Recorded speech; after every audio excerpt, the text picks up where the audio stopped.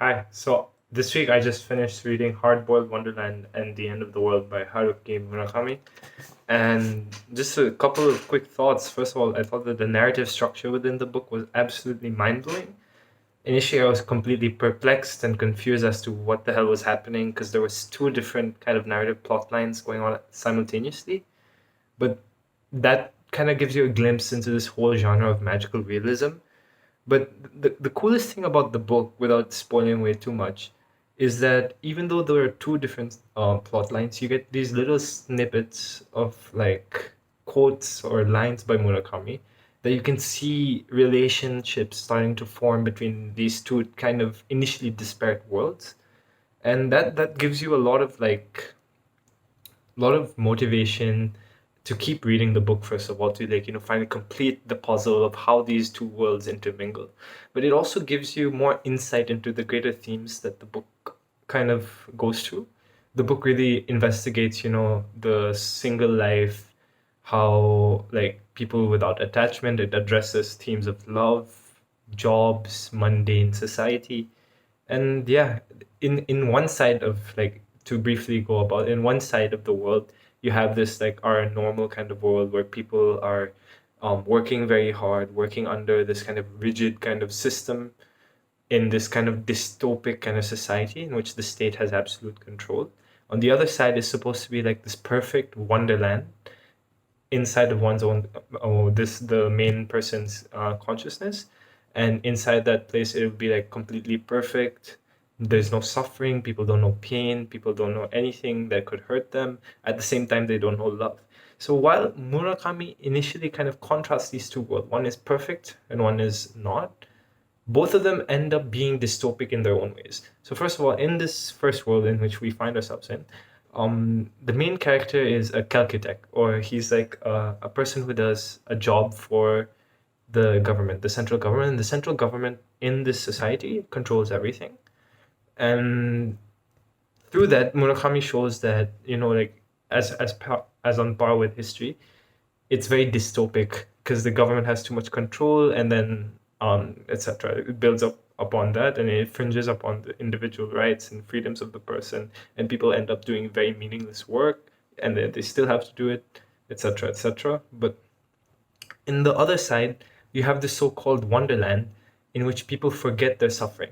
But at the end of the book, Murakami gives you to the realization that even though it might be perfect, the only reason it's perfect is because you don't feel anything. Technically, you don't feel anything. You don't feel pain. But what is pain? Pain is the absence of joy, right? So if we have no pain to define joy with, then we can't therefore feel what joy is in the first place. And that struck me as a very powerful kind of concept, because then that really started investigating what sort of values I was going to go after in my life as well.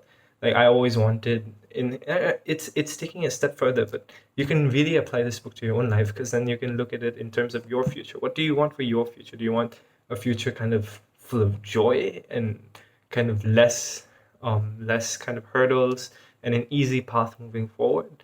But what would that really entail? Would that really entail true joy? Because true joy only comes after a lot of hard work and suffering.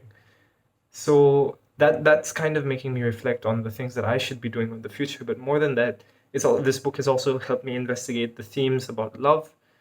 In particular, how even though you're divorced or whatever, you can still find remnants of love no matter what situation you are. And ironically, even though the book is called End of the world never, I believe from my interpretation of the ending, the world never really ends. Instead, there's this kind of hope, like love, no matter what sort of situation you are in, what sort of situation you can find yourself in, or what's been forced upon you, or you feel like your reality as itself is completely changing and being snatched away from you. You can completely always fall back on love, and that itself will be a sheer kind of factor in spinning your life around, and for you to have more control over yourself and be happier.